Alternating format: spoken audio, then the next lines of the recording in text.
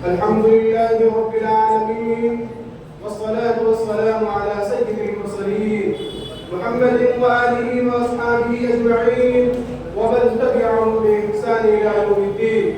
أما بعد، برادران اسلام، ہندوستان کی روشن تاریخ گواہ ہے کہ جب بھی ہندوستان کو خون کی ضرورت پڑی تو سب سے پہلے مسلمانوں نے ہی پیش قدمی کی، اور جب بھی ہندوستان کی سالمیت کو خطرہ لاحق ہوا تو سب سے پہلے مسلمان آگے بڑھ کر اس کے محافظ و نگہباں بن گئے.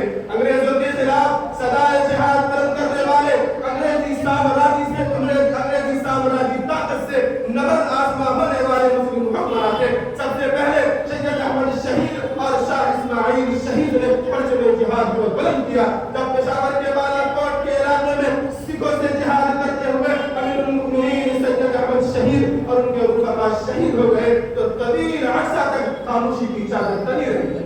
1757 عیسوی میں پلاسی کا معرکہ ہوا.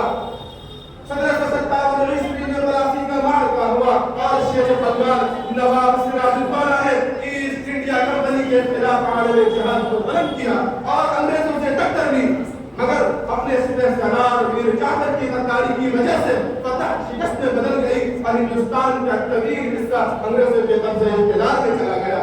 بہار و بنگال پر انگریزوں کا کنٹرول ہو گیا.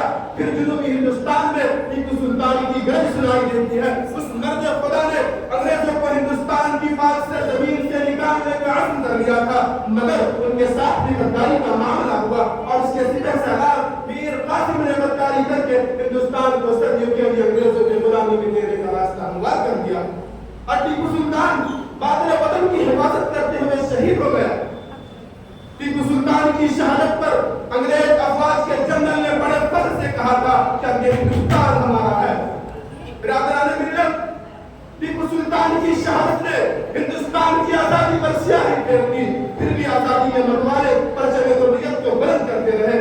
پیدر کی ناکامیوں کے بعد اب ایک اور جماعت آتی ہے. تسبیح و حمام رکھنے والے، مسجد و محراب کے باشی، تسبیح و حمام رکھنے والوں کی جماعت آگے بڑھتی ہے اور پرچم حریت کو بلند کرتی ہے اور شمع آزادی کا محافظ و نگہباں بن کر آگے بڑھتی ہے، جس کے نتیجے میں 1857 عیسوی کا انقلاب برپا ہوتا ہے. ہزاروں افواج، یہ علماء کی تحریک تھی. شاملی کے میدان میں معرکہ ہوتا ہے. ہزاروں افواج، ہزاروں علماء جذبہ جہاد سے شرسار تھے، مگر مشیت الہی کو تو کچھ اور ہی منظور تھا، لہذا یہ انقلاب بھی ناکامیاب ہو گیا. ہزاروں علماء کو تحقیق کر دیا گیا، سینکڑوں علماء کو کالے پانی کی سزا سنائی گئی، ہزاروں مسلمانوں کو برسر-عام پھانسی پہ دے دی گئی، ہزاروں مسلمانوں کو برسر-عام پھانسی دے دی گئی. اس 1758 عیسوی کے جنگ میں جن بڑے علماء کرام نے شرکت کی ان میں مولانا قاسم نانوتوی، حضرت حاجی عبداللہ مہاجر مکی، حافظ سامین کاندھلوی، مولانا محمد جعفر صاحب قانصری، مولانا رشید احمد گنگوئی اور دوسرے جدید علماء شریک تھے. برادران ملت، وقت تاریخ تو طویل ہے مگر وقت کم ہے. سنیے، 1857 عیسوی کے بعد مسلمانوں پر جو مسائل و اعلام کے پہاڑ توڑے گئے اور جو سوال انعقاد کی کیفیت ان پر طاری ہوئی، اس سے ان کے وجود کا خطرہ لاحق ہو گیا اور دین و مذہب کے بقا کا مسئلہ پیدا ہو گیا تھا. تو ایسے نازک دور میں، ایسے نازک وقت میں ایک اسلامی مدد کی شدید ضرورت تھی. لہذا حافظ حسین، مولانا رشید احمد گنگوئی، حضرت حاجی عبداللہ مہاجر مکی رحمۃ اللہ علیہ کے صلاح و مشورہ اور ان کے نگرانی سرپرستی میں ایک اسلامی مرکز کا بنیاد رکھتے ہیں. چنانچہ دارالعلوم دیوبند سے حضرت شیخ الہند رحمۃ اللہ علیہ نے جو تحریک شروع کی تھی وہ معرکہ بالاکوٹ اور انقلاب 1857 عیسوی کے بعد تیسری سب سے بڑی تحریک تھی. اس تحریک کو تحریک ریشمی رومال کا نام دیا گیا تھا کیونکہ حضرت شیخ الہند رحمۃ اللہ علیہ افغانستان اور ترکی کی وجہ سے ہندوستان میں کوئی انقلاب لانا چاہتے تھے.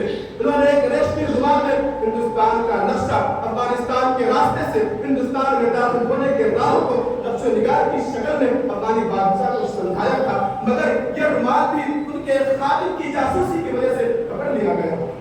میرے محترم بزرگ کو دوستو، میں اپنی چند باتوں پر اپنی تقریر کو ختم کرتا ہوں.